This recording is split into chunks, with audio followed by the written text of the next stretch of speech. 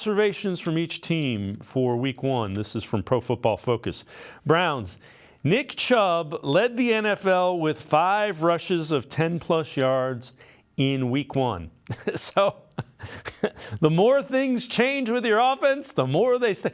He doesn't matter. He's just going to find a way to do what you ask him to do.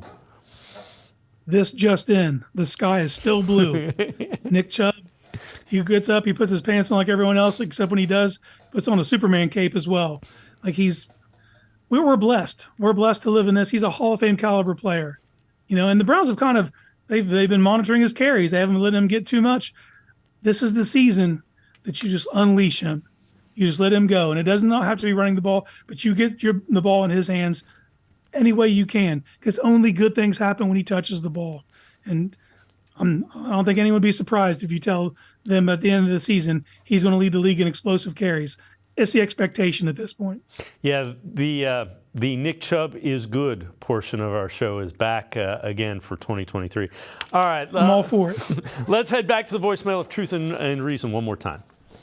Hey, guys, it's Dan in Maryland here. I've been thinking for a while that the Browns should add a veteran running back to the practice squad, just as insurance in case the unthinkable happens and Nick gets hurt, or even just as an insurance policy in case the young guys on the 53-man roster aren't quite up to it. Yeah, I noticed that's what Baltimore did, but they retained Melvin Gordon on the practice squad, and he's already been elevated to the active roster with the J.K. Dobbins injury. Gordon's an example of a guy who's spent time on practice squads the past couple of years. Our old friends Duke Johnson and Dontrell Hilliard have as well, and I know there's a lot of better running backs out there, so I thought maybe that would be just a smart under-the-table thing they could do to give them a little bit of long-term depth, have a guy in the room in case they need him. Anyhow, keep up the good work. Go Browns.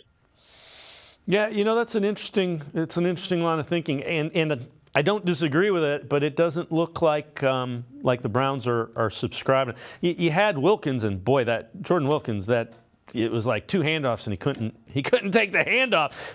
That's a problem. Yeah, I get the caller's line of thinking. I just don't think it's an immediate need right now. There is a bevy of free agent backs out there, veterans, guys who have done it before, who probably aren't going to be keen to sign on a practice squad. So I think you stay the course. You don't live in your fears.